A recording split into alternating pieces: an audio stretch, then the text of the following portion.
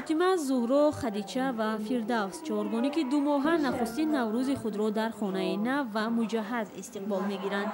این 4 طفل دوستروی که روز 30 ینور در پایتخت به دنیا آمدند، از زایشگاه راست به منزل نو که وعده پرزیدنت به این خانواده بود رخصت شدند.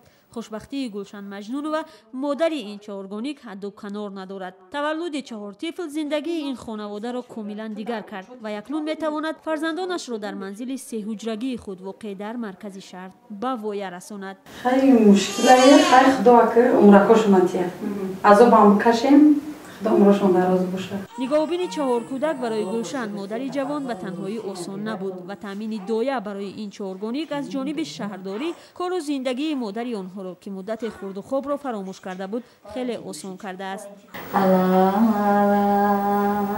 گلکی نوروزی من، جانکی شیرینی من، بخوابی ناز رفتاری ای فردوسی جانی من، بخوابی ناز رفتاری ای مونسی جانی من. لا لا لا لا لا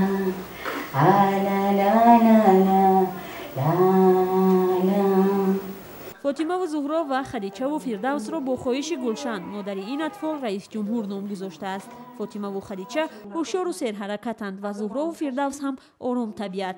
این مادر حالا تمام خصلت‌های 4 طفلش را آموخته است و با شوق به ما از حرکت و رفتار آنها قصه می‌کند. اما 1 ماه پیش گلشن حتی در فرق‌گذاری بین این 4 گانیکش اذیت می‌کشید. وقتی که کودک‌ها تولد شدن از روزی اول بیاره همش رانیماسیا بودن، کودک‌ها اومدن پالاتا بودن. بعد من میرفتم پیش کودک‌ها مکاندنی اجازه شد میرفتم و کودک‌ها را نشونه مونده بودن بعضی که 1 2 3 4 برای که علیشون نکنیم گفته. بعد پالاتا گذروندن کودک‌ها را سلامتشون نقص پیش آوردن. بعد تو 1 هفته را منم وای نبود نمیشناختم چون که کدومش شیر دادیم کدومش وای کردیم نمیدونستم. تو همون وقتی یادگیری ما وای کردیم زیلیون کوب با وقتی که وایشون یعنی نشونه میکردید که فرق کنید. مثلا چه نشونه میکردید؟ در فاطمه 1 تبه، در زهرا 2 تبه، در خدیجه 3 تا، در فردوس 4 تا. روی هوای بود. بعد دیگه که وای کردیم شوشتیمشون دیگه اجازه ندادم گفتم دیگه نکنیم. روی نکردمش شناختم. خیلی فاطمه شوسترین کرد. زهرا خیلی وای با خدیجه هم شوستریه. فردوس خدی زهرا یا خاراکتر دارن. عادتش بود دیگه. تولد 4 گانیک در تاجیکستان به شب و روز راست آمد که سال 2015 از جانب پرزیدنت تاجیکستان سالی اویلا اعلان شد. مسئولین حکومت هم این رویداد عجیب را فال نیک خواندند و سپاری شد که این خانواده به 1 منزل و جهاز روزگار تامین شوند. قرار بود کلید خانه به خانواده 4 گانیک در راستای جشن نوروز 20 مارس سپرده شود، اما با سبب نامساعد بودن جای زیستی گلشن این سپارش بر وقت اجرا شد. 28 فوریه بود جواب میدیم. خیر اومدم بعد شما تلفن کردم گفتم 28 دا انیق جواب میتین من خونمون میرم اگر کودک‌ها یگم چی شون اونجا در نظارت دکتر دورم گفتم خیر هیچی نمیگی. بعد گفت که خیر خونه خودمون بیای چی گفتم خیر خونه را میتونین که مثلا 1 راسکا کنین اما جویش که وای گفتم مثلا سوز کنی خیر چی کنی گفتم خیر برای او جوش وایش گفتم تفعال میگیریم خیر باروش میکنیم گفتم تو همین وعدهشون 21 مارس بود که اومد گفتم تو همین 21 مارس تو خونه تیار شده من گفتم هم جای بالو کنیم که کودک‌ها یگم شتوب یگم کسال پسال نشون در اونجا نگاهشون کنیم کی بعد وای کردن.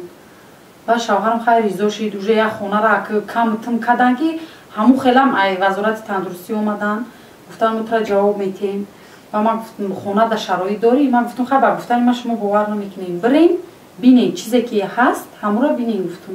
و رفتن دیدن اومدن گفتن که خونه شرایط واقعا شرایط نداری برای کودک‌ها.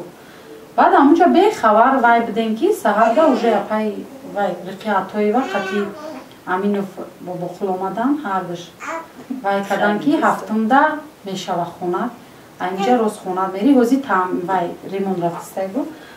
بعد اینجا گفت روز خونه میبریم ریزا هستی تو خود میکنی تو هفتم نمیدونم که چیزلا چندم بود. بعد گفتم مایل اندک اگر 1 ماه دامم خونه بود شود ай ҳамиҷа агар ки рост хонаи худа барам майли гуфтам. орзуи наврӯзии гулшану ҳамсараш ҳам ҳоло фақат сиҳати фарзандону тарбияи дурусти онҳо аст. дар наврӯз ман мехоҳам ки ҳами оилаҳои нав ҷавон ҳами хеле ранги мобарин ҳами хеле фарзанддор шаванд, дар ҳами хеле хонаҳои нав фарзанддоршона хубонақ тарбия кунанд, зиндагӣ кунанд.